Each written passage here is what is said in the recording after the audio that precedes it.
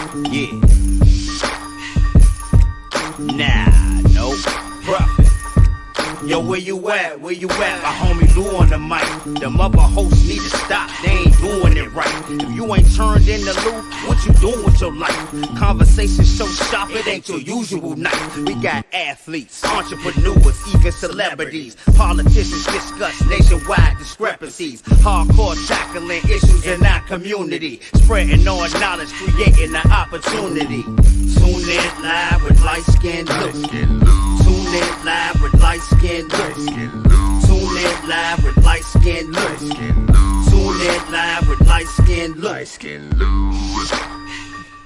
Liteskin Lou. Liteskin Lou. Yes, indeedy. Yes, indeedy. Yes, indeedy. What's up, everybody, and welcome to another episode of Live with Liteskin Lou. I'm your host, of course, Liteskin Lou, and this young lady to my left is the lovely Kiki. Today, y'all, we got basketball royalty in the building. But before I introduce this guy, I want to thank last week's guest, Scooter Shock Season Davis, for stopping by and showing love. And also thanking you guys for your continued support. So continue to hit that like button. And if you're new to the channel, hit that subscribe button. And now, let me introduce this guy.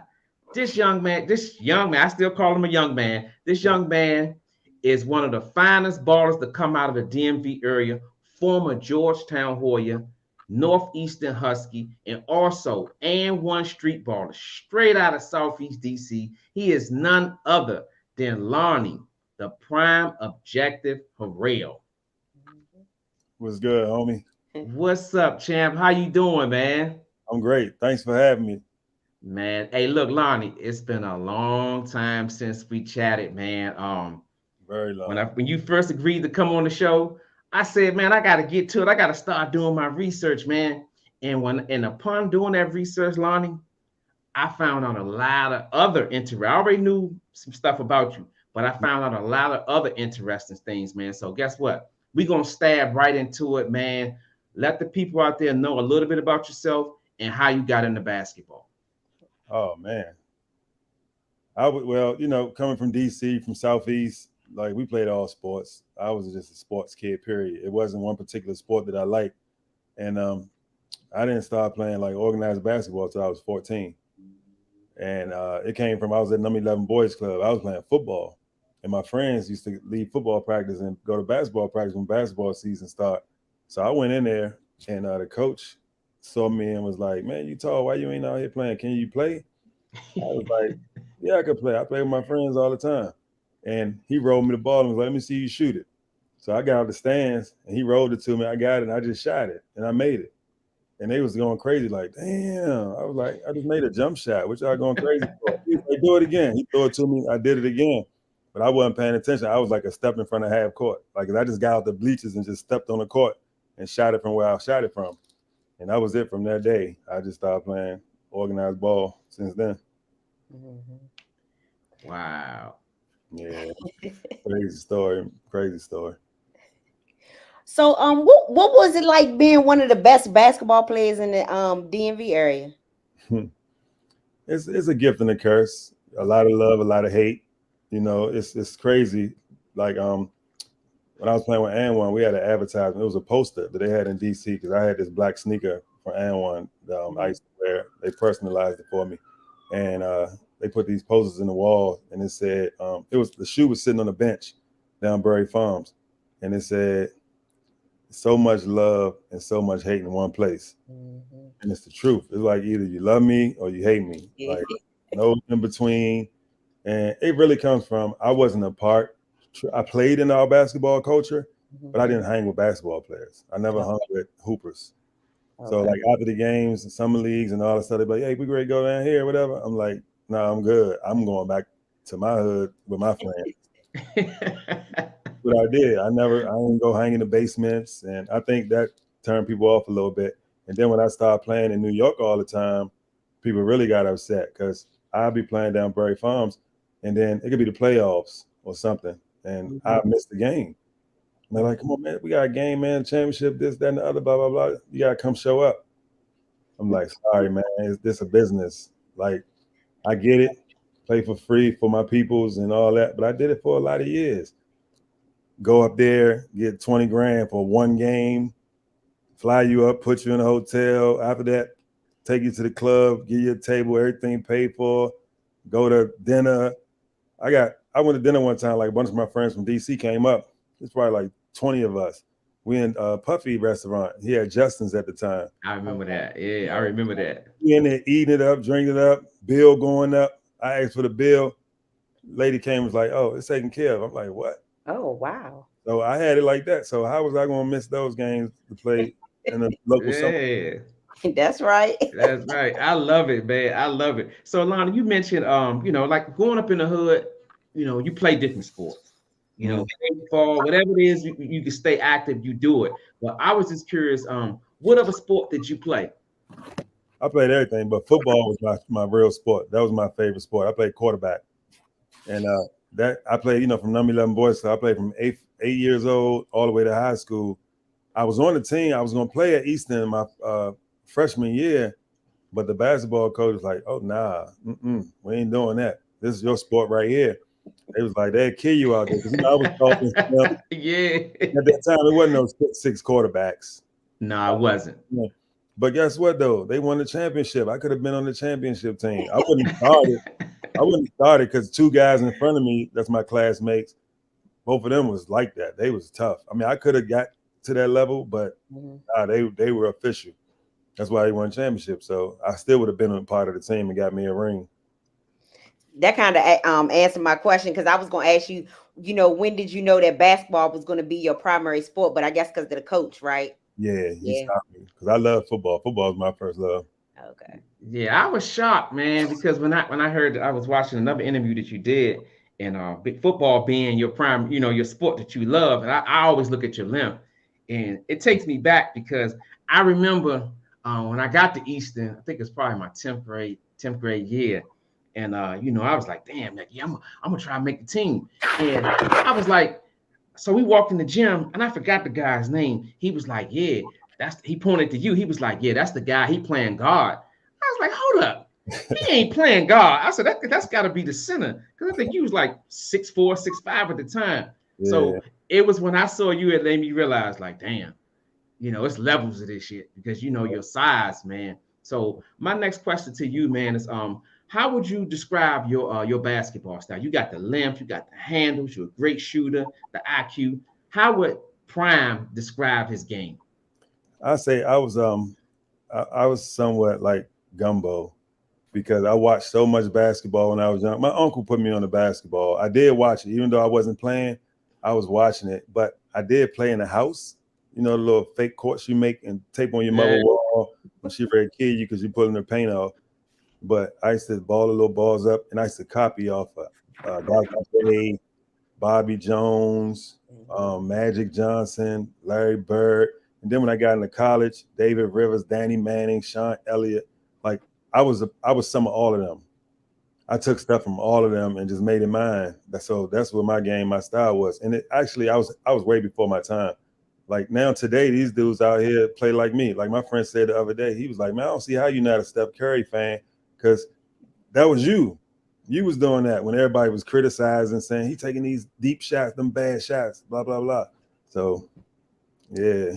Yeah, I remember, I'm going to tell you, man, and this is, I think your 12th grade. I remember at the end of the 11th grade year, you were really good. But I remember your 12th grade year coming back. Man, hey, Lonnie, I don't know what you did during the summer, because I didn't, like I said, we didn't hang together like after school, whatever. I don't know what you did, but man, coming back that 12th grade year, you was on a mission, man. Enough where, of course, everybody know Georgetown came calling. So walk the people through your 12th grade year and what you did that 11th grade summer to come back and be the player that you was that 12th grade year. So you might not remember, but the 11th grade year, I didn't play the whole season. Mr. Neal pulled me off the team because I was being a knucklehead, pretty much got big-headed because I felt, I was smelling myself. And he took me off the team. He didn't let me play at all. But my cousin came home from jail, and he heard that I could hoop, and he was like, "Man, I heard you nice. You could play or whatever." So he opened my eyes to something different from playing at Malcolm X at Congress Park. He came. He brought this guy everybody heard of named Melvin Middleton. He brought him over there, had me playing with Melvin. He used to take me to the jail. I used to go down Lawton on Tuesdays and play down Lawton. He used to let them beat me up. That made me tougher. Then he had me all around the city playing, and he put me at the Urban Coalition. He threw me at the Urbo that summer. Like a lot of young dudes wasn't playing up the Urbo. That's a lot of pressure. Right, because of who he is. He threw me up there, and I held my own. Like I did my thing. That was the summer when basketball, and he knew more about it than me. I knew nothing about college, how you get to college. I know I saw them playing on TV, but I didn't know about any of that stuff. He did. So he put me in, threw me in that fire. So then by the time my senior year came, like basketball was easy, super easy. Yeah, I'm gonna tell you, hey Kiki, let me tell you, Lonnie, I remember where I was at when I found out you was going to Georgetown, man. I was at Al's Pizza Place. If anybody in here, you a Rambler, you know where Al's Pizza is at, sir. right there, right across from Holy Comforter, man. It was a great moment, man, because you know I was right there at the games when you was putting that work in. So my question to you is, what was going on through Lonnie's mind when you finally got that nod to go to Georgetown? I still was blind. I still didn't have a clue. I didn't know what that meant. I mean, I knew I was about to go play for Georgetown where Patrick Ewing was and be on TV and stuff. But I'll tell you, the first time when it really hit me and I knew it was something big, me and my moms went to Iverson Mall. We went to Iverson Mall, and from the time I got out of the car in the parking lot, just walking through the mall, people was asking for autographs and following us the whole nine. That was the first time I was like, this is like something big. That's when it hit me that day. And then when I came back to school, Mr. Neal, he was happy for me because he had to discipline me to get my head on and everything. And, he made announcements on the loudspeaker. He used to keep me in my place. He see me in the hall. Like, he was big. He was big for me. Yes, he was. I tell him all the time, but I don't really think he know it because I used to cut class all the time, every day, all day. But I was smart enough that I could still do my work and pass. But he knew it because the teachers was telling him. That's why he pulled me off the team. But man, it was a blessing though. It was truly a blessing. Yeah, it was. Mr. Neal didn't play, man. 92, man. 91, 92, man. They in the building, man. Special shout out to Arthur, Selena Haskins. She's in here. You know who she is, Lonnie. Y'all be going back and forth. I think she the biggest Celtics fan. I'm sorry to tell her that they're still not gonna win a chip. That's right. She better look at my background, man. We Laker Nation in this joint today, champ. That's right, man. If y'all just getting in here, man. Prime Objective is in the building, man. He came in, he chopped it up. He telling y'all everything that he been through during his basketball journey. This man has put in so much work. So my next question, Lonnie, is going to Georgetown. Everybody know Big John was the big guy up on the campus. So walk the people through your first experience playing under John Thompson. It was weird because a lot of my teammates were scared of him. But I wasn't, and he knew it. And he used to always, like when he cracked jokes or if he get on somebody real bad, he'd look at me and be like, "Lonnie, look at this mother effer." Look at him. And he'd tell him, he was like, "Lonnie from Southeast, he from where I'm from." And he brought me in, like he made me so comfortable and everything until the game started. Then he switched up on me. Because I don't know what happened. And I was doing my thing. I stayed at the gym too. Since I lived in DC, I was at Georgetown all year round, summer, everything. But he was just like, "Wait your turn." I'm like, "What am I waiting for? I'm ready."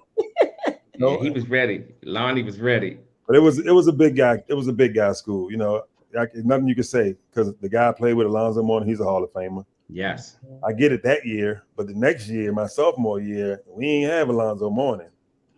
So. But John was he was a good guy, a good man for young men. Yes, he was. He definitely forget the basketball part, and that's one thing I do. I don't have no regrets. I'm thankful for the changes in my life and places I went, but I didn't know and understand at that time what he was teaching us, instilling in us as far as about being a black man in this country. Because all the stuff that's we going on now, he was teaching us about that back then. Because we was on a white campus. But guess what? People who never been to Georgetown thought Georgetown was an HBCU because of him.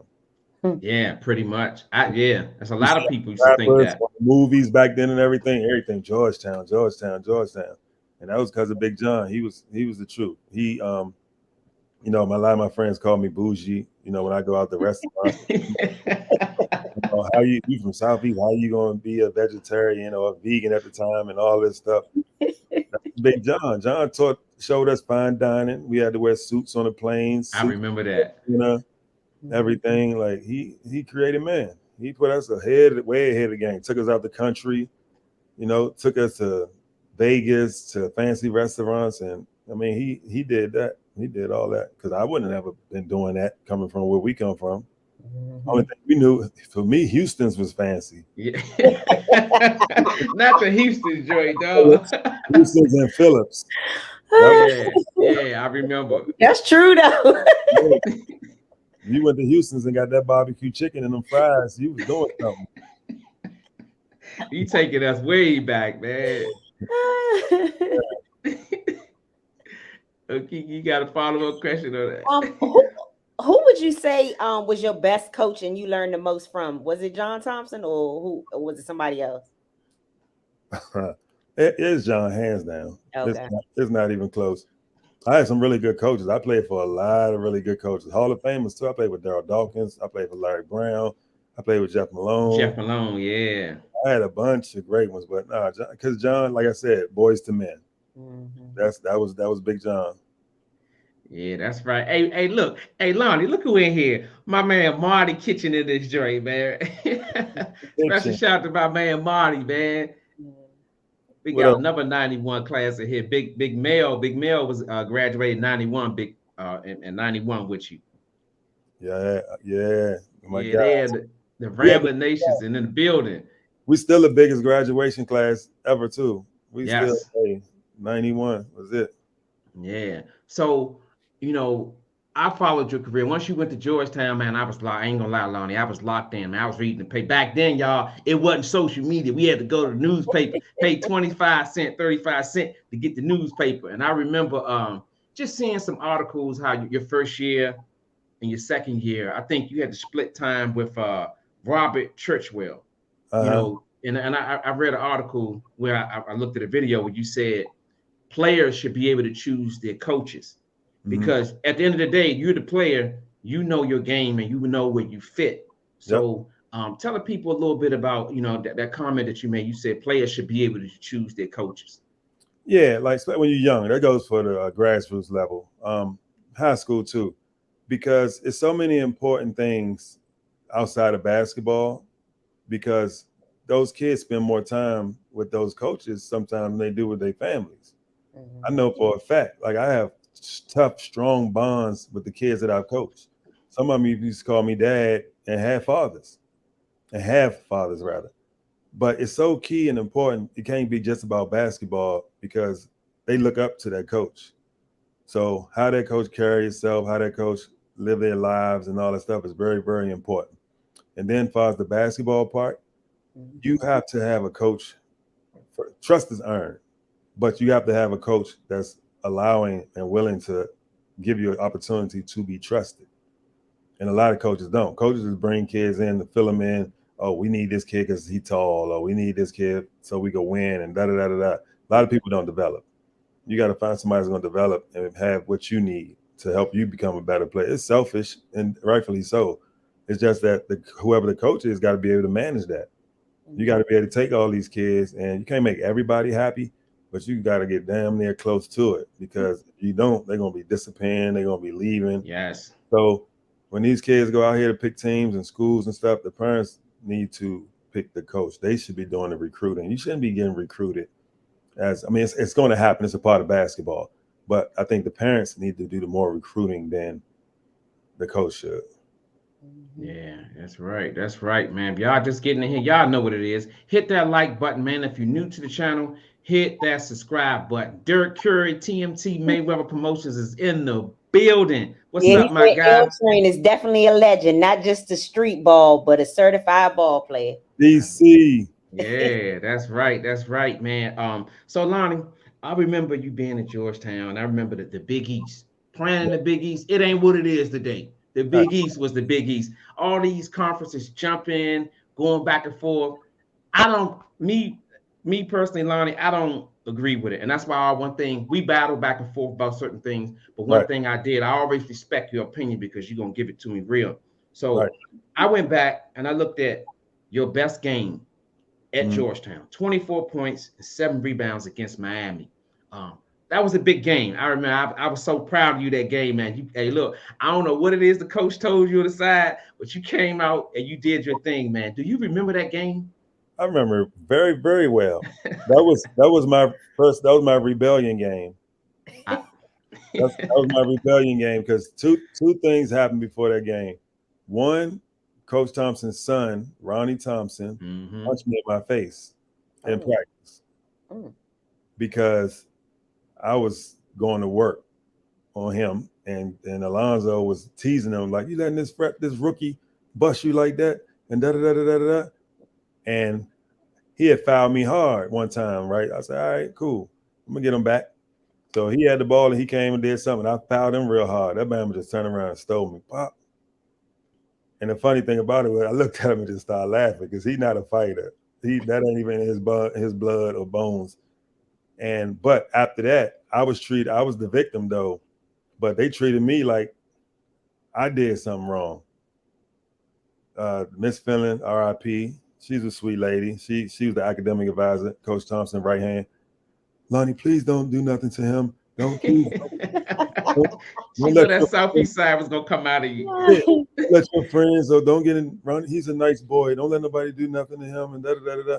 And they didn't know my mentality back then. I was pretty much on point with a lot of stuff because I came from a strong background, family who was there, and I felt some type of way like that ain't right. Y'all doing this to me because of where I'm from, and he hit me. You should be asking me about, even though they know I'm okay. You from Southeast, so they figure I probably used to fight and stuff. But they was totally wrong about that. Totally wrong. The way they treated it. So that had me feeling some type of way. And then at the same time, I had like a rash on my scalp. So I went to the doctor that morning, and the doctor was like, "We gotta cut your hair off so we can put the topical medicine on it. Because if you got the hair gonna absorb it, it ain't gonna be on there, all this stuff." So cut my head bald. So that day we had a game, the next day we had a game. We going to the gym because we always used to shoot around before we get on the bus. And she was standing at the top and she was like, "Come here." She was like, "Look at you. Now you cut your hair. You're always trying to be different. First you wear long socks. Now you cut your hair bald and da da da da da." I got so angry. I was going to say something back to her. I just held my breath, closed my mouth, and I turned and walked away. And I came back to her. And showed her my doctor's note. It was like, I had to cut my hair. I said, look at my hair. Look at my hair. I showed her the spot, and she still was going off. I was like, "That's all right, don't matter." Then the day before, too, in practice, Joey Brown got hurt, sprained his ankle. This other point guard named Eric McCool, his shoulder got dislocated. All this stuff happened. This is how you know. I know God don't make things happen negative to people, but it was divine intervention. Yeah. So he was so determined not to start me at point guard. He started Robert Churchwell at the point.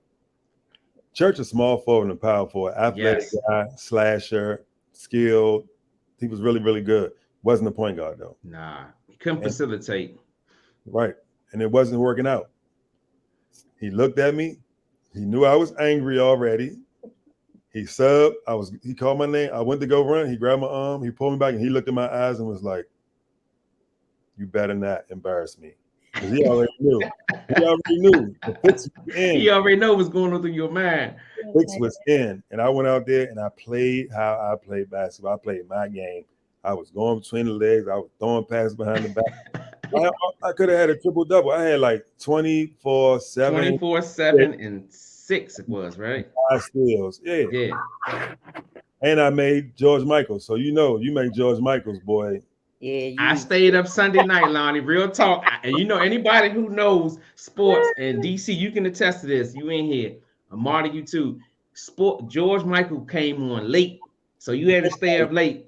And I stayed up late just to get that mention. He was last after the 11 o'clock news. Almost. Yes. Yeah. Mm-hmm. Yeah. What we got there? Oh, we got our first super chat.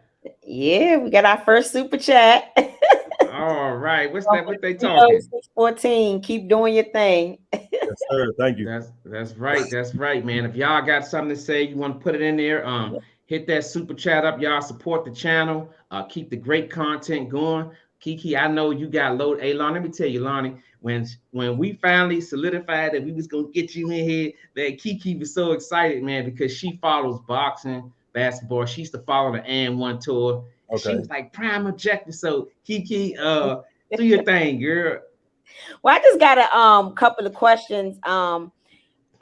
Let's see. So I know that you were in your prime in 2001 and was like the king of New York at the EBC and at Rucker Park. What was that like for you?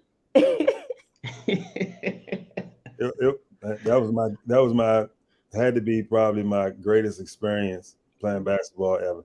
Even my rookie year when I went to Orlando Magic and I was around Penny and Shaq and Dennis Scott, Nick Anderson, that was great too. But it was nothing like the Rucker, man. Like New York is just different when it comes to basketball and the love that they gave to. Come on, I wasn't even from there. They like adopted me pretty much. People thought I was from New York. That was just the greatest experience ever. Like we used to drive up there sometimes. Like they would fly me up there, but sometimes I drove because my friends wanted to come and I ride with them. And we couldn't wait till we get up the turnpike so we could turn on Hot 97 and listen to their music. Because their radio station was like crack back then. And we riding up to a game one day and Funk Master Flex, he got to dropping them little bombs he be doing. Yeah.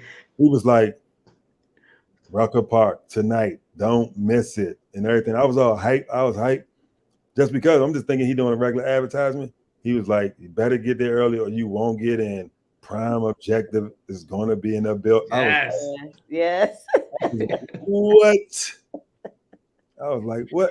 And lo and behold, we got up there, man. The line was around the corner and that was it. I was like, damn, I have to perform. Yes, pressure. Like I love to win. I play to win, but I'm like, man, I got to put a show on for these people. So every game I played, I made sure I did something crazy often. Something, it could be an easy shot or layup. I had to do something to make it more difficult just to keep on, that showmanship, because that's what it was about, man. That's the greatest place. Rucker Park. Rucker Park, man. That was the man. Hey, man. Hey, Lon, let me tell you, when you start playing, man, I was so proud, man, because I'm like, I went to school, I walked the same hallways with this dude, my man in there putting in work, and you wasn't just showing up, you was showing out.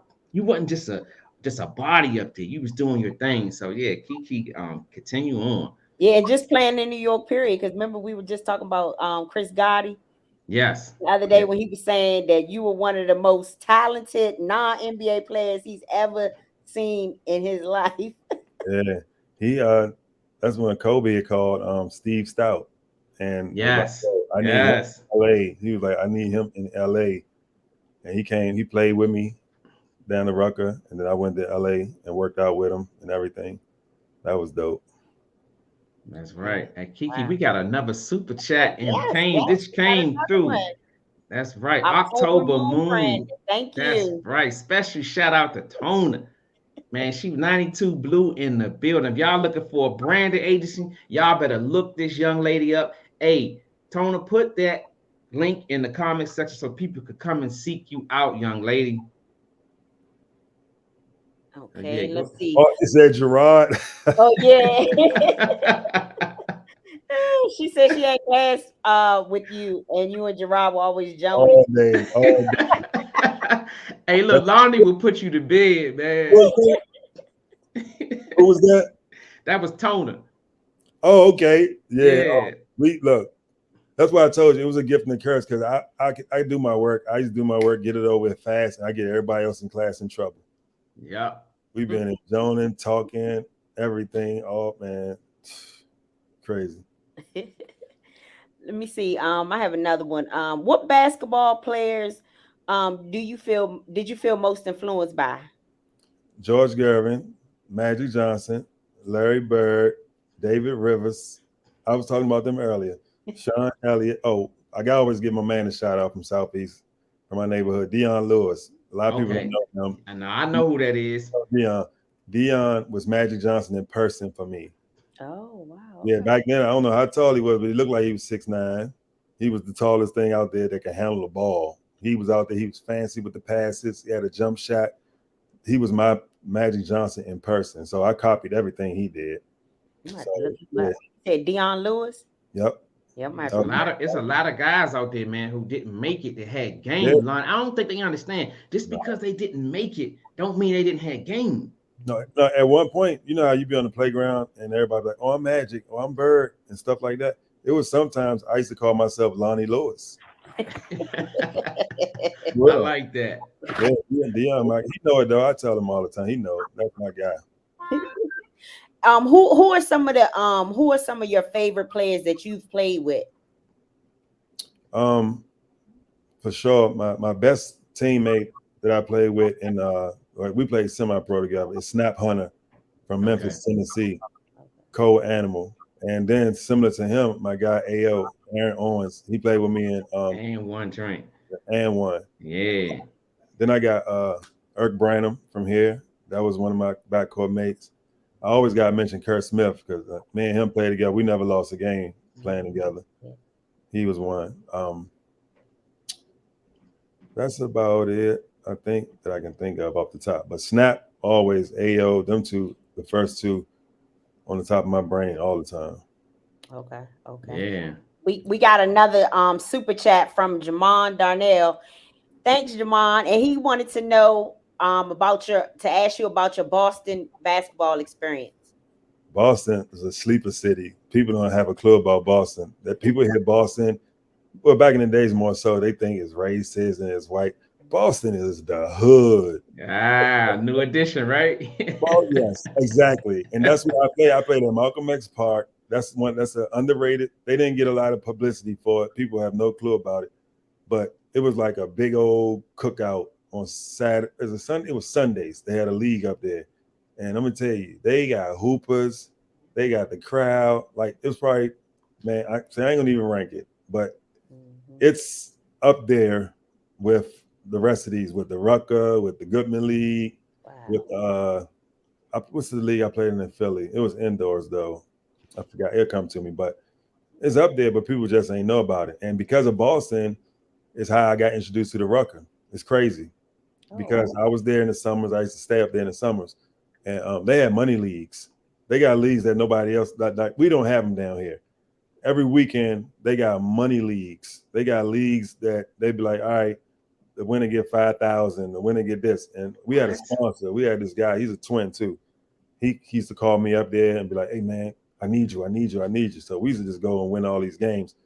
But then one of my teammates was like, yo, we were on to New York on a bus. He was like, come on, you should come down with us or whatever. So I hopped on the bus and they called me Smackers. They called me Smackers. They said my lips was big. They used to call me Smackers. Go with us. And it was Michael Bivens' team. And we was on the bus going there to see them play at the Rucker. And I didn't know what it was. But once I saw that, I was like, oh man, I want to play in this. I could have played with them, but you know, I was playing with Northeastern at the time, NCAA. So I ain't play. But yeah, Boston, man.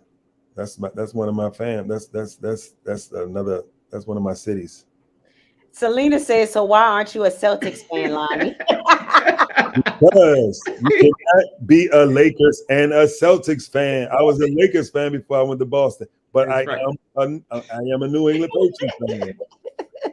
Look at this background, Selena. We Lakers for life, baby. You know what I'm saying? I like the Rams and the Patriots. I am a Patriots because I used to go to all the Patriots games. I should be a Red Sox fan because they used to let me in them games free too. But I'm a Mets fan. Let me see. Okay, let's see. I think I got one more. Can you tell us a little bit about your series of stories? I think it's called Wicked Jump Shot. Yeah. And where we can get that at? So it's this little teaser. It's some short stories that's on Amazon right now. Okay. And it's pretty much stories about my life and basketball experiences and other experiences off the court. It's like Biggie verse. Either you sling a crack rock or you got a wicked jump shot. Okay. So I come from both. You know, I dibbled and dabbled in the streets, but also because of basketball, it put me in rooms with big time gangsters all around the country. Mm-hmm. Like everybody see BMF story on TV. I was there for that. You know, the Zoe Pound in Miami, I was there for that. Jimmy Henchman, I got stories for days with him, man. Great dude. You know, he lived the life that he lived. He in jail right now. You know, he was a boss, Haitian guy. I know his family. I sat in his penthouse. His mother cooked for us. Just me, him, his lady friend, his mom's, and you know, the guy I guess was one of his security dudes. Like I had those type of relationships and was close to a lot of people that come from the streets, and it was all because of basketball. So it's a whole lot of stories. I'm actually working on it now, I am trying to find the right production company to get it on TV. Okay. But right now we could get it from Amazon. Yes, it's a few up there. I'm gonna continue them again. I stopped. Okay. I only put like 4 up, I think, for some fillers. Okay. You know, just to see. Yeah, keep them posted. Yeah. Yeah, but it's about to get done. Okay, that's good. I'm gonna make sure I check that out. Did you want to ask him about the cheat code, or do you want me to? Yeah, no, that line, yeah, and we both can say it. Yeah, tell us a little bit about the book, The Cheat Code, man, because I'm gonna tell you, a lot of people, when I start posting you on the channel, they wanted to know about the cheat code. So let everybody out there know about the cheat code, man. So the cheat code, it comes from the same thing. So I got so many basketball stories, it's ridiculous, and to package them all in one book, it wasn't working. It was taking too long. So like when I was writing the wicked jump shot, I'll get to one of these basketball stories and I got to tell it, but they were so extensive. They were long and it was so much detail. I was like, And then I was thinking, because I was coaching at the same time too. So I took those basketball stories and made them into a development book. Okay. So the cheat code is pretty much teaching athletes, it could be any sport, on tapping into your own cheat code, because you have the code. There's no trainer, no coach, nobody has it. Like some of them can help you bring it out, but it's within you, you know? So I was telling them my stories, how I developed myself. Like I learned a lot from a lot of players. They taught me, I stole from a lot of players, my favorite players and things like that. But it took me to figure it out how it works for me. And I think that's an advantage that I have. And I don't think a lot of people understand it. They take it for granted like it's a simple thing, but nah. And it helped me with coaching, because every player that came through my camp, through my program, got a scholarship, 100%. I'm proud to say that. Yeah, that's one thing, yeah. And right now, got 2 young ladies that's about to play the McDonald's game that came from my camp. And it's the fourth girls, third and fourth girls that I've coached that played in the McDonald's game, made McDonald's All-American. That's good. It works, man, but people just got to read it. They got to really read it and pay attention, because you in control of that. Nobody else. You are in control, and that's when it comes into play of picking your coach. Yes. And your coach has to allow you to explore and to discover. Okay. Make sure y'all pick those up on Amazon. Cheat code and wicked jump shot. That's right. That's cheat right. Code. Only one code. That's right. The cheat code. Man, y'all, hey, look here, man. It's like 20 people in here. I need to see 20 likes. Y'all better hit that like button, man. We got basketball royalty in the building, man. Lonnie, the prime objective, Harrell is in the building, man. Y'all need to show some love. This is basketball royalty. Lonnie, I want to go back a little bit, because I was just curious. Okay, you know, your first 2 years at Georgetown, you know, you it was some hardship going on there. You know, you wasn't getting the playing time that you felt like you deserved. Like I said, you was splitting time with Robert Churchwell, and you ended up transferring to Northeastern Huskies. I was just curious, what was your mindset when all that was happening? How did you stay strong and continue on your basketball journey? Because basketball, it was all about basketball. I just wanted to play. I didn't care where. I went to Georgetown because Georgetown was local. It was John Thompson, Patrick Ewing. Really, that's who persuaded me to come. And without even knowing it, I told him that. But Patrick Ewing and Bebe Dorn, Bebe is a DC local legend. He's old. Him and Pat's good friends. I used to come in the gym when I was at Eastern. I used to go up there to the gym and I watched Bebe train Pat all the time. And they were so cool and so good to me. They wasn't trying to make me come to Georgetown. They wasn't trying to recruit me or nothing. They were just genuine. And I just wanted to be a part of that. So that's the thing that made me go to Georgetown. But the whole time when I was ready to transfer and all that stuff, I didn't care. I just wanted to play basketball. So I had no pressure, no stress, no nothing. Yeah, that's what I like, man. Because I remember, reading in the paper. Like I said, once again, we didn't have social media, so we had to wait for them to print it on the newspaper before we found out. We was in the social media world. As soon as Lonnie transferred, we would have known right that second. But we living in a different times now, and I really remember all that time. I just wanted you to go in a place where all of your basketball talents can be exercised. And I felt like at Georgetown, and I could be wrong, I just felt like Georgetown under John Thompson was a big man camp. It's like the big man. I thought that, as once I started seeing you play the first year or you wasn't getting a lot of time, I felt like your talents wasn't being used right. And that's why I was kind of glad that you went to Northeastern, because once I looked up the Huskies, I was like, the tempo that they played at, I think you averaged 17 the whole time you was there. You was able to do what it is you wanted to do. So I was glad that you did that, man. So we're going to fast forward a little bit. I think you started playing with And1. And that's when, they were selling the drinks in downtown locker room videos. I was proud to see you, being on that And1. So tell the people out there a little bit about that And1 experience. Oof. Now that was basketball. that was the most fun I had. Like, the Rucker was the best experience, but And1 was the most fun I had. It was, we were like rock stars. I came in and we were going on tours. We toured so many cities, like where all the NBA teams play. We did an international tour in Asia. We did an international tour in Europe. We did a winter tour in the South. And it was, that'll take me like another book. Give y'all that experience. Real talk. Like, it was so much, so fast and so fun. That was probably the best times of my life right there. That time period, what was it, like 2002 to 06 maybe, something like that. That was the best time of my life. And I never wanted to do it. They used to always come for me because when the All-Star game was in DC, I played against them at GW. And they wanted me to play back then. And I was like, man, I ain't doing this. I'm trying to get in the league. Like, I got to get back in the league. I'm not doing this. And then when I was playing in the D League, what's the G League now, they slick. They got me. This is how they got me. Like, the D League was like, yeah, you can get an endorsement because they wore Reeboks or something. And I was like, Reeboks. I used to wear T-Max all the time. They were like, you're going to get a fine. You got to have a contract, a sneaker contract, to be able to play. I was like, all right, cool. So how much the sneaker contract got to be? They was like, it can't be apparel. It has to be at least $5,000 or whatever. So I told And1. Next thing you know, the guy from And1 called me cracking up laughing. I was like, what's funny? He's like, the league office called him and was like, you don't have to give him that much money. It's only $5,000 that it has to be.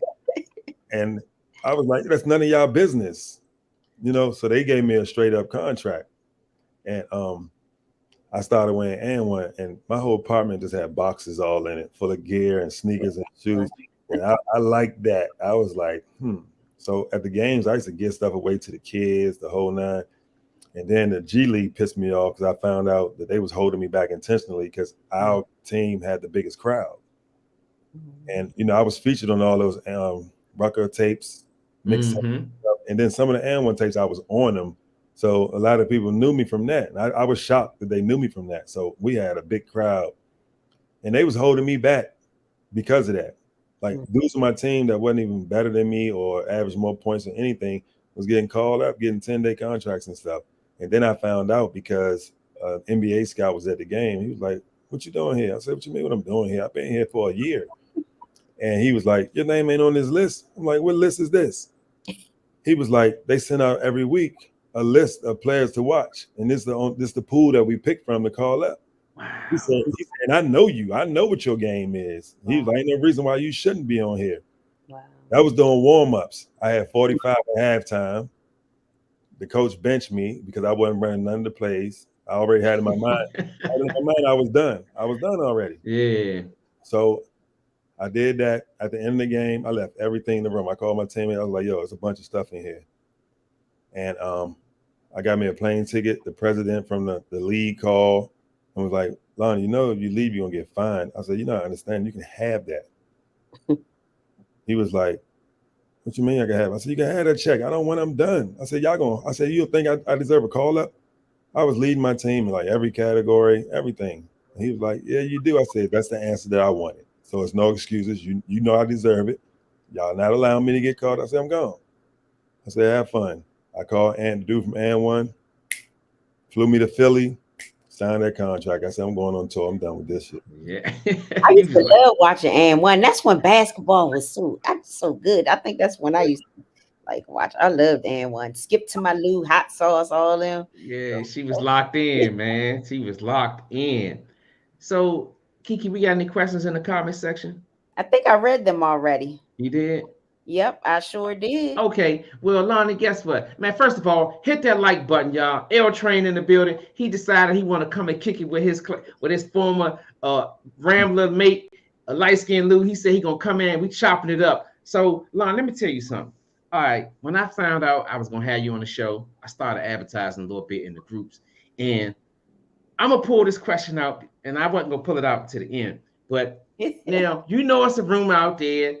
It's no secret that you hate LeBron James, right? Now, me personally, I respect every man's opinion. That's why me and you, we battled over the years, but it was always respectfully. You know what I'm saying? So right here, right now, on Live with Liteskin Lou, I'm gonna give you the floor to speak to the people who say. One person said, "Man, ask Lonnie why he hate LeBron James." So I'm gonna give the floor to you, champ.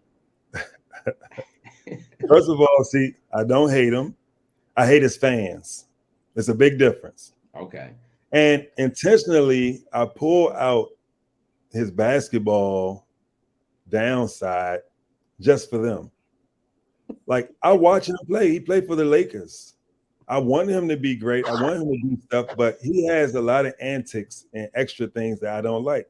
Like today, I just found out one of his teammates is pissed off. And I don't put everything, and I don't call no names out. I'm not a tabloid. But one of his teammates is pissed off because they said he's faking.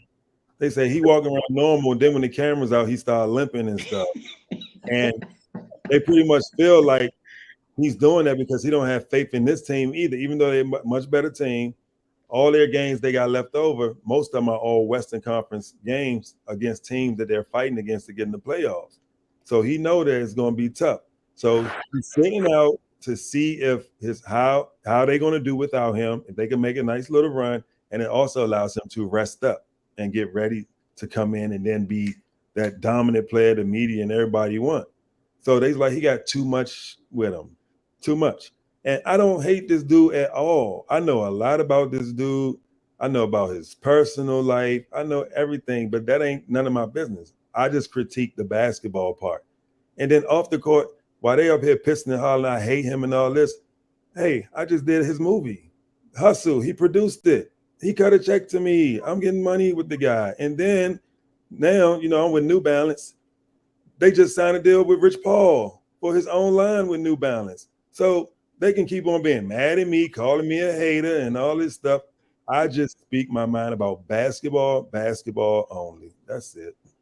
Yeah, I'm glad you cleared it up because, man, I've been getting a lot of calls. That's why I was like, man, Lonnie gotta come on tonight because what am I do with all these questions, man? People just put it in there, and I always tell people, I say, I know Lonnie. I went to high school with him.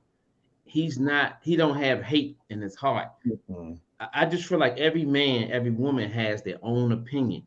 And when we debating and stuff like that, that's one thing, neutral thing that's got to happen. You got to have that respect of another person's opinion. And I always respect yours. As long as it can make sense, I'm cool with it.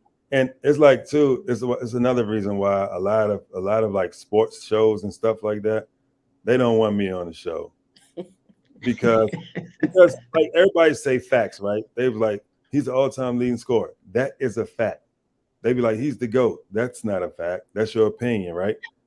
Then they'll say, oh, he did this more than Michael Jordan and did this. Those are facts, but it's not the truth. It's not the truth. Like if you break everything down, people don't even realize he's not even the best small forward of all time. If you go by per game averages and you list all the things and put leading scorer, rebounder, assists, steals, and all that, he shows up in one category at his position. That's assists. Larry Bird shows up twice. Scottie Pippen shows up twice. My guy from the Celtics back in the days, he shows up twice. He's not even the best at his position, but people don't want to hear that. They're going to keep on trying to throw out numbers, but no, his numbers are over time. He is the most decorated player, longevity-wise, you know, for his long stats. You can't compare that to Michael Jordan. If Michael Jordan played 20 years, he might have 5,000 points, but that's an if, so we can't use that. But what did he do in that small time frame? Who is the best shooting guard? Mike is on top of all those lists, and Kobe is right there after him, you know, so break it down like that. Stop trying to throw this man the greatest of all time, and he's not the greatest at his position. Yeah, y'all heard it, y'all right. That's right, Lonnie, and he's speaking his piece, y'all. So now for everybody who put that question in my text, there you go. He said it, and y'all got to respect it. That man he played a lot of basketball on the turf, so y'all got to respect that. There's no slight to him. There's no slight to him. The slight is to his fans because they are hideous. His fans, oh no, look, the Beehive, the Rihanna crew, and then the Bronnies sit right in the middle. Call them the Beehive, the Rihanna, whatever she called hers, and then the Bronnies. The Bronnies sit right in the middle. They might be worse than all of them. Oh man, who is that? Is that Big Mel Kiki? Yeah, he said, were you pissed that Lucky won Class King? I voted for Lucky. No, I voted for Lucky. Lucky Pete was the man. Come on now. Who said that was Mel? That's Big Melvin Green. Lucky was the man. So, man, I let me tell you, Lonnie, when I found out, you know, you was coming on the show, I started looking at old videos, just, you know, And1, you know, Rucker's Park. And one thing that stood out to me was that you got to play with Kobe Bryant, man. So what was that experience like? Because people don't understand, like, you was the high scorer in that game, right? Mm-hmm. But because it was Kobe, you know, I felt like, and I could be wrong, I felt like you feel like I play here every week. You know what I'm saying? So I'm gonna let Kobe do his thing. Mm-hmm. So walk us through that whole experience, man. So like anytime, like I was the one, I didn't want to play with any NBA players, but I was playing with Murder Inc. at the time. So Chris and Irv Gotti, you know, that was their thing. They was hot at the time, you know, Rule at the games, Ashanti, Charlie Baltimore, the whole mob used to be at the games. We used to be rolling deep. So they was putting on a show as well as, you know, a good product because we was hooping and winning. So whenever we play against like Fat Joe and people like that, you got to bring some help because Joe got starting 5 all NBA players. So I was playing with Baron Davis, I had Dirk Anderson, Vince Carter, everybody. And whenever they play, I get out the way. I just play a role because people see me every week, right there for one game. So I make sure that, you know, it's their turn. But with Kobe, he came in with the same, he just coming off of his 3rd ring. They just won a 3-peat. This is like, yeah, they won a 3-peat. And he was just like, yo, he came right to me. As soon as he got to the court, he was like, look, we ain't got time to be playing around. He came right to me. He was like, look, let's go to work. Do you? He was like, I already know what you could do. He was like, I'm coming. I'm looking for you. I'm coming to you. So after jump ball, we get the tip. They throw me the ball because I was playing point. He came beside me. And if you look at the video, like they show a little highlight thing all the time when we played. He come close to me, walking beside me, and he was like, let me see that. And my last dribble, I just bounced it, and I left it, and I just walked around and put my hands in the air like, your show. He came at the ball and can just continue my dribble. But his first 5 things he did, he passed it to me. I was like, hold up. I ain't think I was gonna get no shot. Yeah, because he threw you a couple of oops. To me, like that game, he probably threw me like 4 oops. But he just kept coming to me the whole game. Then this is when I had the biggest respect for him. It started raining. It was drizzling, but it was enough to stop the game. They was like, hey, we gotta go to the Bronx. They go indoors, you know, to the Mecca. What is it called? I forgot. But they was trying to go inside. Kobe was like, nah, I can deal with this. I can handle this.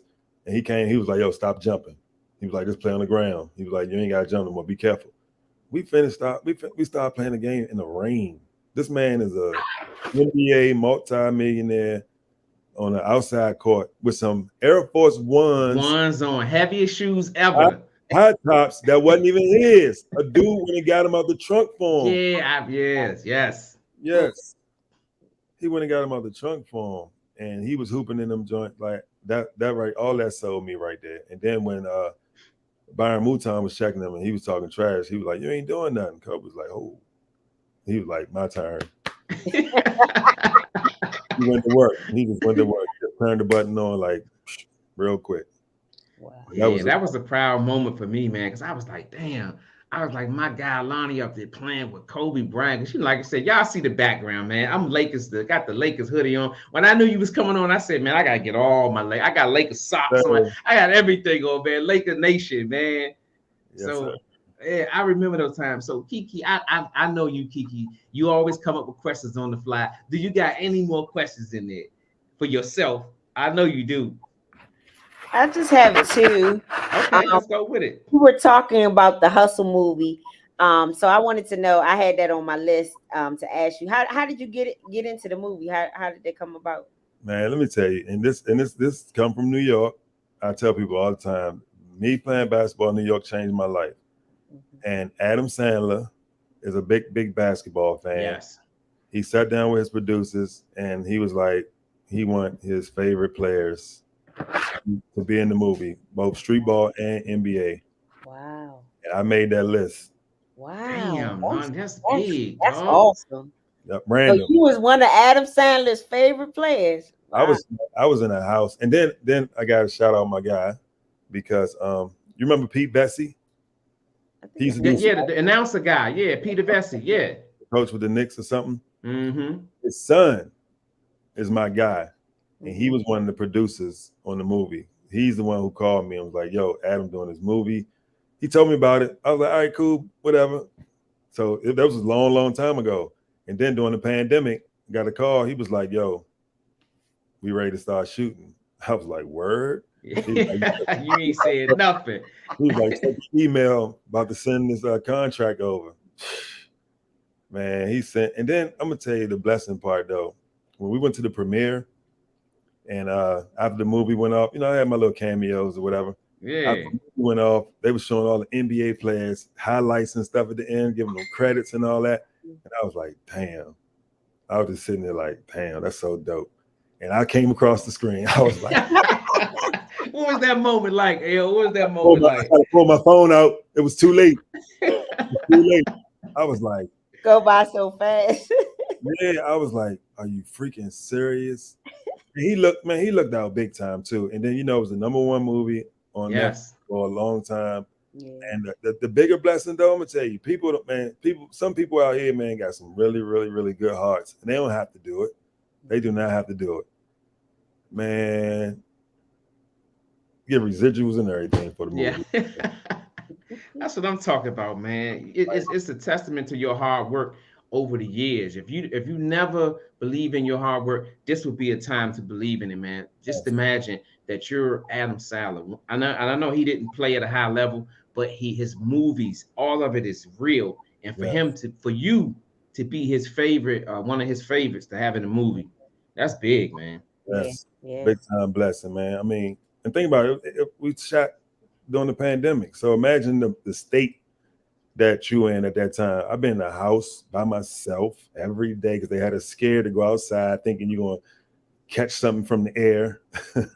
Like Like, it was crazy, man. It was crazy. Timing couldn't have been better. Okay, this is my last one, Lucius. Okay, no, go ahead, Kiki, have at it. Can you tell us about Team Prime Sports? I guess it's TPSG. What's it all about? But TPSG is Team Prime Sports Group. So Okay. that part, but Team Prime, that's my AAU organization. That's a youth organization, everything. The sports group is a new chapter that I'm going into with sports management, and that's pretty much what sports management and events too, because I'm gonna start doing youth events like tournaments, but on a different scale, not what everybody else doing, not AAU or grassroots. It's gonna be totally different. It's gonna be a newer version of competition. Okay. But, everything I do is gonna be revolved around development. Okay. But, yep. So right now, are you coaching, right? Do you coach? I took a break this year. Okay. This is the second year I took a break because all my kids had already got offers and committed and all that. So I wanted to get a chance to be able to go and witness their last years and watch them play, and be a fan now. Yeah, it's a beautiful thing knowing that your little grasshoppers are developing into what you felt like was their their peak moments. I love it, man. It's a great thing, man. It's a great thing to watch that. It's amazing, definitely, because I got a whole crew in college. I actually got one that I coached in high school for 2 years. She in the WNBA. She played with the Mystics, Shakira Austin. Yes, I remember you post her. Yes, early on, I remember when you post her, man. Yeah, I was blessed to be able to coach her because I always wanted to coach a kid that already knew how to play and be able just to add to that. So she was part of that first crop that I got. That's when we was at Riverdale Baptist. That was the first talented crop that I got a chance to coach and be able to add to what they had already instead of like the full development process. Were you coaching girls and boys, or did you just coach girls? I coached both, but later on, I just left the boys totally alone because it's a different beast. Okay. Lonnie ain't got the patience, man. It ain't about them. It's these organizations, the politics, and it's real bad. It's too much money. It's money involved, so it's different. Yes. And the money involved with the girls, but the boys, yeah. Selena wanted to know, do you get sponsors for coaching? Man, the first year I started coaching, I was blessed to have Marissa Coleman. She was in the WNBA at the time, and she was a Under Armour athlete, and we partnered. So we were called Lady Prime Marissa Coleman, LPMC. Okay. And that was day one. So I had Under Armour from day one and went all the way through with Under Armour. Okay. Yep. I think you kind of answered this, but I'm not sure. Tona, October Moon Brandon, she wanted to know, so are you primarily working with girls? Well, right now I ain't working with nobody. He said that with pride too, like I'm doing my time off, man. But this spring I'm getting back into it because I don't like a lot what I see. Like a lot of kids that used to be with me and they moved on to other coaches and stuff, they still doing well and doing good. They probably still the best players on their team, but I know them. I know that it's more that they could have been added to their games and developed, and it didn't happen. And I don't really like it. Yeah. So I'll be in the training. Like I got a few offers for jobs. I even got a college coaching offer. Oh, I'm not taking that. But I'm gonna get back into the training and development part of it. Okay. I love that, man. Might do high school. It depends. I need 4 of my kids that used to play with me. They were other coaches. If they come back, I can start with that core. I would jump back into high school, but I'm not starting from scratch in high school. No way. I need a team. Yeah. Right. I love it. Kiki, your gun is your chamber empty? Yeah, my gun is empty. My chamber. Yes. Hey, Lonnie, she was, and I'm not just saying that, man. She was excited. She was like, "Oh, I used to watch And1, Prime Objective." I was like, "Yeah, I went to school with him." I said, "We're gonna reach out to him and see if we can get him on the show." I got 2 more questions, Lonnie. I'm gonna let you get out of here, man. One question being, let everybody out there know about your restaurant. Is it Clout and is it 1865? Yeah. So, well, unfortunately, I stepped away from both. Okay. Yeah, because some differences. I mean, nothing bad. It's just that my direction of what I envision is different from what they do. Okay. So, but soon come, I'll be having my own spot, mine personally, with my touch on it, my style, my ambiance, my everything. So that's soon come. We already know it's coming, man. When Prime speak it always comes into fruition, man. I've been following you since you know, my 11th grade year at Eastern Senior High School. Last question. You didn't been in Georgetown, Northeastern, and And1. You didn't play basketball down at Lawton. That stood out to me. I was talking to Pep Tyson earlier today on his live. He said you was the first one to take him to Rucker. Yep. And I was like, that blew me away because I didn't even know that. Yep. You know what I'm saying? So that's just a testament to the guy who you are. So your journey, how would you assess your journey through everything that you've done in basketball, the game of basketball? Well, I think I learned my plan probably when I told you when I left the G League, when I said I'm done and I'm going on tour with And1. At that time, I was just convinced that the NBA, having a long career and all that wasn't for me. When I was in Orlando, I ruptured my Achilles. When I was at the Nets, they said I had a heart murmur or something like that. But they still let me play in the G League, which I didn't understand. Like I can't. You're still running. Yeah, I can't die in the NBA, but I could die in the G League. I never understood that part. But I just knew that at that point, God just gave me enough to experience so that I can come back and give back how I've been giving back now today. And that's also, I feel like, a part of my cheat code, because the experiences that I had, the players I played with, coaches I played for, and everything, all that knowledge, all the things I witnessed and saw and visioned, giving that to a young kid is an advantage. And it's simple things, though. It don't have nothing about me fixing a jump shot. I'm gonna tell you, that's one thing. I've never ever corrected a kid's jump shot. Only thing I did was gave them the confidence to shoot it and the ball go in. That's the things that I've learned over time. But this journey just been a blessing, man. Even from like the whole thing with me playing in New York and being in the movie, you know, so much stuff happened for me from being in New York as far as basketball concerned. So that whole journey and path, I think, was divine. It was all meant for a reason and a purpose, because a lot of business opportunities and things that I do now all come from it. Yes. You know, so I feel like this is not the back end, because I'm only halfway there. But at this point, I think it's starting to catch up. Like all the time and sacrifice that I spent all those years, because even after I jumped out of basketball, I started coaching, volunteering coaching at that for 15 years. I had no job. I was just straight coaching full time, because I had my program and coaching high school, and both of them was national teams. So we travel all the time. I ain't had time for anything. I ain't even had time for no relationship. So it's like now, after this, I mean, I get to this point when I get a chance to take a break from coaching and everything. Soon as I stepped down from coaching was when I first got my first business opportunity that took off. Wow. And after that, it's just been a trickling effect. Like everything just been happening, man. I'm blessed. I'm just thankful for it. And I'm still the same on me. I ain't changed nothing. I still live in the same place I was living in. Everything, nothing changed. Same old moves, same places I go to, same food I eat, everything. Just, you know, being thankful. Yeah, my guy, he grew up with you, Malik. I don't know if they used to call him Mousy.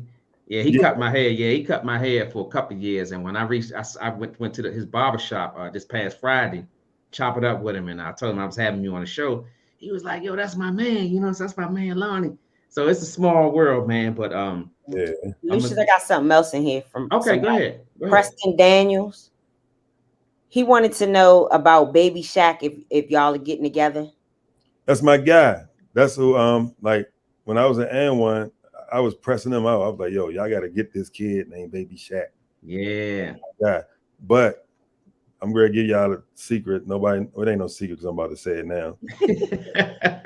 First time y'all about to hear this, we have a company, former And1 players, led by Main Event, It was his vision, his idea. We're starting a whole new brand called Blacktop Streetball. Oh wow. Yep. Ooh. In the spring, we're doing a full tour. And then 2024, all the players in the cities that we're from, we have our own franchises. We're doing a full league. And Baby Shaq, along with myself and AO, because Philly not doing the team. Okay. He's going to be one of the owners here with us in DC. Wow, you heard it here first on Live with Liteskin Lou. That's right. That's right. Blacktop Streetball. That's right. For life. That's family. That's like my little brother. That's right. Hey, big brother. Yeah, I think you got me about 2 years. Yeah, you got me about 2 years. But no, I always followed you, man. Hey, Lonnie, I'm gonna tell you, when I found out I was having you on the show, I did a lot of research, and I've looked at probably 10 to 15 interviews. And me personally, I feel like you didn't get the proper flowers that you deserve. And I don't know, maybe I feel that way because I went to school with you and I seen your journey from its beginning. Like you said, you start playing at 14. So if you allow me, I want to give you that right now. One of the best players to come out of the DMV area. You did something that a kid from Southeast ain't supposed to do. Kids from Southeast ain't supposed to go to Georgetown. That's just what it is. You went on and had a illustrious career in the game of basketball, man. I'm proud of that journey. I'm proud to say that I walked the same hallways with you, watching you on the And1, Bury Farm. Proudest moment, UDC, New York versus DC. Wow. Man, you had like 5 or 6 3-pointers. I stood out in front of that joint for 2 hours to get into the game because I knew it was going to be magic. I think that was the game where Future scored and he did the worm on the ground and the whatever it is he did. But you came right down. I think you had like 5 or 6 3-pointers and shut the whole thing down. That was one of my proudest moments watching you play. I watched you play numerous of times down Bury Farms, Kennedy, all that. But that was my biggest, proudest moment, man. Continued success, whatever it is you do. If you need advertising, like for whatever you're going to do, just reach out to us. Kiki, she handles all of that. Just send us a shot when you want to advertise certain stuff, Lonnie. We're going to put it in there and help advertise you, man. A basketball king from Southeast did his thing, and now he's on to entrepreneurship and coaching. Lonnie, I'm proud of you, man. I love you like a brother. Continued success, man. Thank you. Truly appreciate both of y'all, man. Appreciate it. So we look, we're going to agree to continue on, and I don't think this is the last time we're going to talk on the channel, man. So, man, for that, man, I really, truly, truly appreciate you for coming through. 92 Blue, 91 Blue, everybody in here, man. If y'all got y'all hands together and you got your hands free, put that Big Mac down, put that beer down, and give it up for my guy, Lonnie L Train Prime Objective Harrell, man. Let's give it up, man. That's right. DMV finest, man. We're going to chop it up, Lonnie, like whatever it is you want to do and advertise, man, send it to us, dog, and it's just a click away, man. Well, and Lonnie, what's your social media handles? Where can the people find you? What is it? Instagram is the Prime Objective, and Twitter is the #1 Prime Objective. Okay.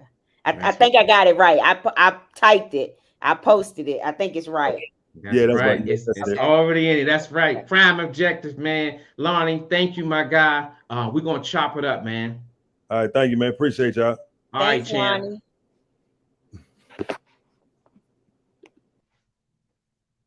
That's right. That's right. Once again, man, y'all give it up for Lonnie L Train Prime Objective. Harrell was in the building. If y'all still in here, 92 Blue, I still see him in here. Tona, Easton was Celine, Future, Big Male, Black, man, everybody showed up like they said they was, man. This is a proud moment for me because I watched that young man just do his thing in basketball. Kiki, I can't tell you, like when he agreed to come on the show, you know how I get, Kiki. I get super excited because that's homegrown, man. I walk the same hallways, went on the same basketball court as this guy. So I love it, man. So Kiki, you always know I'm always in interview mode. Do you want me to do the chat? Yeah, do the chat first. Okay. Do the chat. Well, you already know all the Eastern was up in here. That's right. But we had Ray Gregory, Preston Daniels, JB202, Mel, Kevin Emery, Erica, Arthur Selena Haskins. Let's see who else was in here. Rye Gamble, Keisha White, Jamon Darnell, Rock Crowds, DC Curry. Let's see who else. I think that's it. October Moon, Brandon Toner. You had Renard Reload 614. Thanks for starting out with the super chat. We appreciate you. And let's see, we had I think that's it that was in the chat. We had more people in here, but the people that was in the chat. Oh, and Dominique, my little cuz. What's up, cuz? She came in today. I think that's it. Yep, I said Keisha White, right? Yeah, Keisha White. Yep, that's it. I named everybody. That's right. So as we closing the show, y'all see I'm here. I'm putting my notes up. Yeah, man, I was so happy, man. Selena, you see my man Lonnie, man. You see I had the Lakers up here for him. I know you probably saying boo to the Lakers joint, but this one of my favorite backdrops right here, my Lakers joint. Got the jersey on. I knew Selena was going to show up, so I said, I'm going to show up in Lakers pride, purple and gold. That's right. So, Kiki, what's your thoughts on the interview? Was it everything you thought it was going to be? Yeah, it was very, very good. It was more than what I thought it was going to be. Yeah. We got started a little late, but guess what? It's better late than never. You know what I'm saying? He was about to give me a heart attack. And I ain't even mad at him. He got caught up in watching that Phoenix game, man. And I ain't mad at him because he's a basketball. He's a true basketball fan. Yes. Person. Player, fan, whatever, because he was so into the game, he forgot. Right. That's right. And one of the things that stood out to me is that what he said about coaching the kids. I was watching a couple of interviews he did, and he said he don't pull a player out for like making a mistake. He try to let them go and correct the mistake, which it builds confidence in the player. Because when you playing like Selena, you understand, you play ball. You know, when you make a mistake, you looking over your shoulder at the coach, and you like, damn, once that buzzer sound, you looking up like, he about to sub me out. So, you know, watching that interview with him and when he said, you know, he give him a chance to redeem themselves. Yeah. And that says a lot about Lonnie himself. Yeah. And he said he volunteered for 15 years. Yep. With no pay or nothing. Yep. And that's just a testament to the guy loving the game. You know, taking knowledge and giving it, you know, to other people. It's one thing to get the knowledge. It's what you do with it when you do get it. And he decided that he want to share it with the young ladies who he was coaching. And it's a beautiful thing. Yeah, because now he want to follow them and, you know, see on their journey and see what they doing beyond him. That's a good thing. That's right. So I'm glad that he taking that break. Sometimes you need that break. What he said, he had four girls, 3 people that's doing something. Yep. Okay. Yeah. And one of them plays for the Mystics now, he said, right? Yep. I remember when he first started posting her, and she in the WNBA now. That's exciting. Yeah. Yeah, I know that feel good. Like, hey, I used to coach her. You had your hand in something from where she is today. That's good. That's good. Right. That's exciting. That's right. So I'm glad he did show up because Kiki was about to have a heart attack, y'all. I was. We was running a little late, and somebody was in here talking about the world is waiting. Yeah, my man, Dwayne, man, my man. He was sorry for the delay. But you know, we in this line of work, you know, stuff like that happens. You know what I'm saying? So we Selena said she saw Lonnie training his girls at the Watkins playground where she used to ball at. That's right. And y'all don't get it twisted, y'all. Arthur Selena, she had that jump shot, Joe. Hey, look, we used to call her Can't Miss. That was her nickname, Joe. Oh, yeah, that was really good. Yeah, that was really good. Make sure y'all, whoever's still in here, make sure y'all try to go out and purchase some of his books on Amazon. What was it? Jump Shot, Wicked Jump Shot, and Cheat Code. Yes, support DC's own. That's right. That's right. And if y'all is still in here, make sure y'all follow us on all our social media handles at Live with Liteskin Lou on IG and Facebook, and on Twitter, Live with LSL. And we have TikTok at Live with Liteskin Lou or Live with Liteskin Lou Show. And then what else? And if you haven't subscribed to the channel yet, make sure you do that. And also like this interview if you haven't done that as well. That's right. Y'all heard the lovely Kiki. And if y'all still got y'all hands together for the people in here, y'all give it up for the lovely Kiki, man. This ain't easy work, y'all. I want y'all to understand. We both work 9 to 5 jobs. And this young lady right here to my left, man, she puts in a lot of work. So if y'all still in here, y'all still got y'all hands together, like I said, put that beer and that Big Mac down and give it up for the lovely Kiki. She's the one who makes this channel go round. So y'all give it up for her, man. Like I said, I just show up. She be handcuffing me in the room. I come out only to interview. She handles the whole channel, man. So, and give it up for you for hosting as always. I mean, I was being modest about it, but yeah, put your hands together for Liteskin Lou, y'all. Come on, y'all, give it up for Liteskin Lou, man. But no, we gonna March Madness. We gonna keep this thing going. We got another b-ball player, DC legend, coming up next week. So stay tuned to our channels. When Kiki put it out, she gonna let y'all know who this person is, and that's how we gonna rock, y'all. March Madness basketball. We're gonna be here every week and giving you guys the March Madness basketball fever. That's what we decided to do. That's what we're going with. So continue to support the channel, y'all. Selena said it's Women History Month. Where's the women at? Hey, look, we gonna work on that. We basketball. We gonna incorporate basketball. We really are. Like me and Kiki, we be having our little Starbucks, Panera Bread moments where we discuss what the channel and the direction we're gonna go. So we definitely, that's not gonna go on deaf ears, Selena, because I feel what you're saying. Me and Selena, we talked was it yesterday, and we talked about it, and she brought that up. So that's something that we know we could talk about and try to incorporate that into the Live with Liteskin Lou show. Yeah, and we do thank everybody again for tuning in tonight, and thanks everybody for the super chats. We appreciate it. We really do. Yeah, Kiki, I was just thinking, I could buy me whatever I could put down on my Jordans. I could put my Jordans in a layaway now, man. My Jordan 1s, I could put them Jones in layaway. Any last words, Kiki? Any last words, man, before we go? Any last words? Nope. I said all I had to say. Hey man, y'all, she like Russell Simmons, y'all. Thanks for coming out. Good night, y'all. That's how she rocks. Good night. God bless. God bless. Good night. But no, really, we really appreciate your little speech. That's right. We appreciate you guys for coming in. So y'all know my last words. Stay humble, stay hungry, and always live your life to the fullest, because tomorrow ain't promised to you. Stay tuned to the channel for next Wednesday. Kiki gonna be posting. So with that being said, guess what, y'all? I got games to watch. Kiki got to go watch her stories. She always nagging me about her stories and stuff. So we got to get up out of here, man. So with that being said, we up out of here. Peace. Peace, y'all.